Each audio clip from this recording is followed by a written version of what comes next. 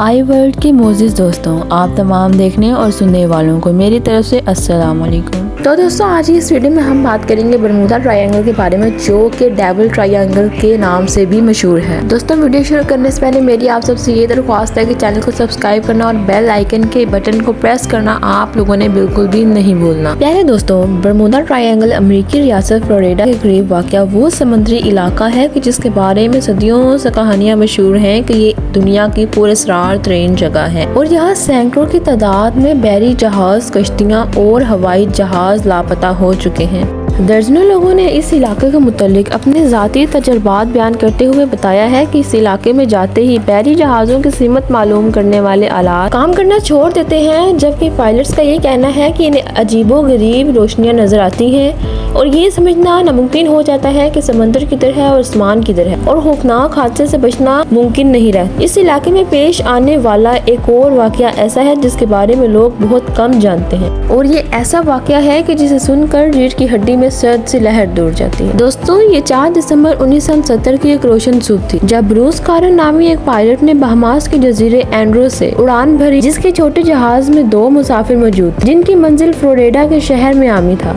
ये मामूल की परवाज थी जिस पर ब्रूस इससे पहले दर्जनों बार जा चुका था, लेकिन इस बार तैयारा जब 1000 फुट की बुलंदी पर पहुंचा तो तैयारे के सामने एक छोटा सा काला बादल आ गया जो देखते ही देखते अपना हुजम बढ़ाने लगा। अलहाजा ब्रूस को अपना तैयारा मजबूरन उसमें से गुजारना पड़ा। आगे जाकर जब तैयारा 11,500 फुट की बुलंदी पर पहुंचा तो पायलट के सामने एक और बड़ा पुरस्कार बादल आ गया, जिसे देखकर ब्रूस बहुत ज्यादा खौफजदा हो गया। लेकिन ये बादल पिछले बादल से भी ज्यादा बड़ा था और तैयारे को इसके अंदर से गुजारने के अलावा कोई और रास्ता नहीं था। अलहाजा ब्रूस ने तैयारे को बादल के अंदर दाखिल कर दिया, लेकिन इस बादल के अंदर स्याह गुप्त अंधेरा था, मगर ये तूफानी बादल नहीं था। इसलिए थोड़ी देर बाद अचानक इस बादल के अंदर से सफेद रोशनी के झमाके से होने लगे और पायलट ने पहले लम्हे ही जान लिया कि ये रोशनी आसमानी बिजली नहीं बल्कि कुछ और थी।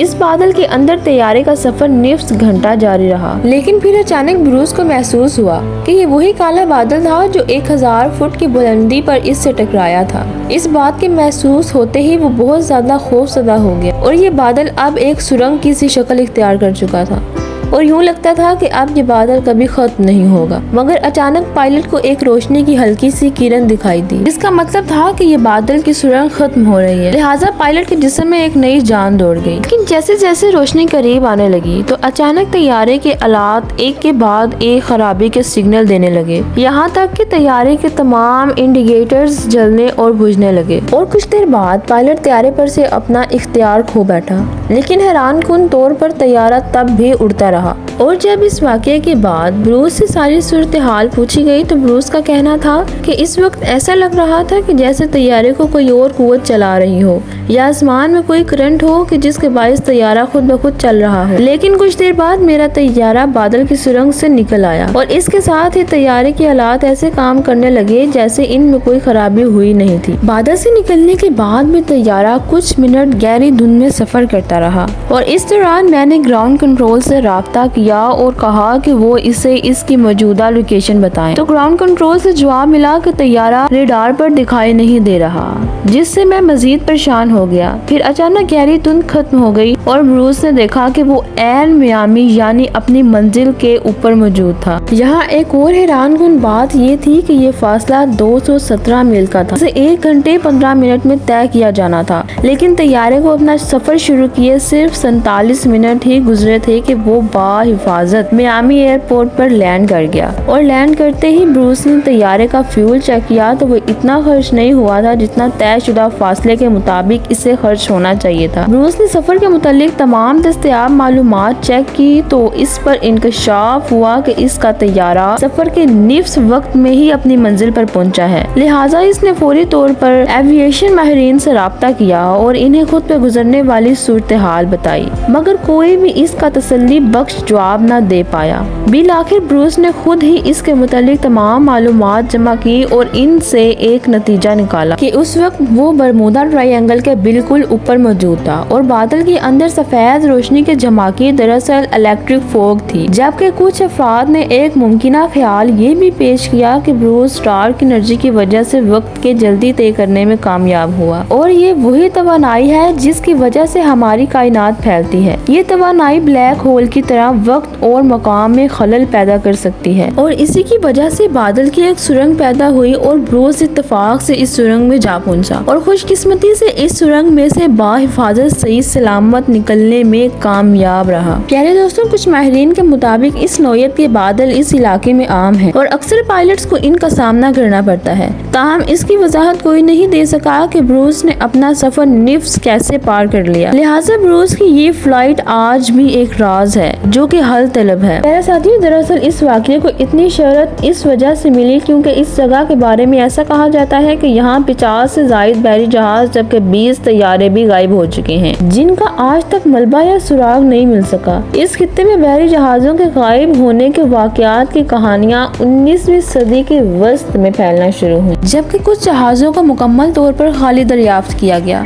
जिसकी वजह सामने नहीं आ सकी। लेकिन इसको शोहरत दिसंबर 1945 में उस वक्त मिली जब अमेरिकी मेरिया की फ्लाइट 19 जो कि 5 टारपी बमबार तैयारों पर मुश्तमिल थी जो मामूल के मिशन पर निकली और गायब हो गई और आज तक तैयारों का मलबा या अमले के 14 अरकान के बारे में कुछ इल्म नहीं हो सका। लोगों के तजस्सुस में मजीद इजाफा तब हुआ जब ये रिपोर्ट सामने आई कि इस फ्लाइट मिशन को तलाश करने वाले तैयारों में से भी एक तैयारा गायब हो गया है। दिलचस्प बात यह है कि अमेरिका का बैरिया यूएसएस साइक्लोप भी इसी खित्ते में 1918 में गुम हो गया था जिसका कोई सुराग नहीं मिला, मगर उस वक्त लोगों ने इस पर ज्यादा तवज्जो नहीं दी। हालांकि इसके साथ 300 अफराद भी गायब हो गए थे। साइंसदानों ने बरमूदा ट्रायंगल के बारे में तोहमात को खत्म करने की मुतअद्दिद कोशिशें की और बहरी और फिजाई जहाजों के गायब होने पर मुख्तलिफ ख्यालात पेश किए। साल के तौर पर सन 2016 में कोलोराडो यूनिवर्सिटी की एक रिसर्च में इस राज को दरियाफ्त करने का दावा करते हुए बताया गया कि इस खित्ते के ऊपर फैले हुए शीश पहलू बादल मुमकिना तौर पर बहरी जहाजों और तैयारों की गुमशुदगी का बाइस बनते हैं।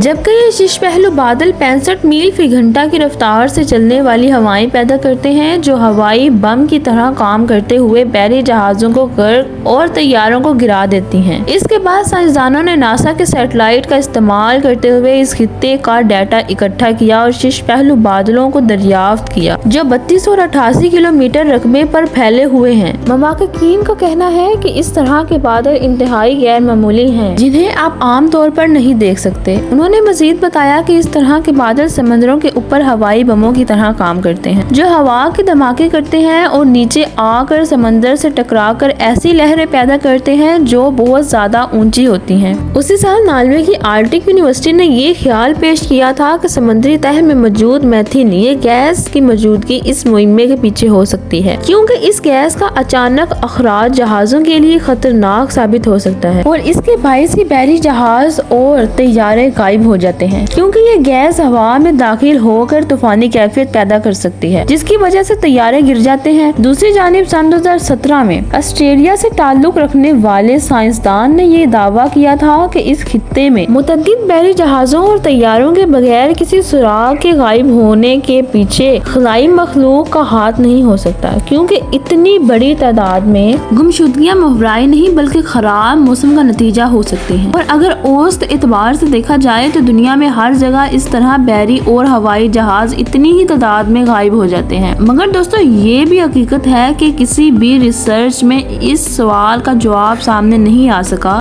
कि अगर बादल या लहर जहाजों की तबाही का बायस बनते हैं तो इनका मलबा कहाँ जाता है। दोस्तों एक रिपोर्ट के मुताबिक इस खित्ते में औसतन 4 तैयारे और 20 बहरी जहाज हर साल गुम हो जाते हैं जिनका मलबा कभी नहीं मिलता। जी तो प्यारे साथियों, ये थी आज की वीडियो। आप दोस्तों की राय इस हवाले से क्या कहती है कमेंट्स करके हमारे साथ शेयर जरूर कीजिएगा and please subscribe my channel and push the bell icon ताकि ऐसे ही इंफॉर्मेटिव वीडियोस आपको आगे फ्यूचर में मिलती रहे। And bye bye, take care.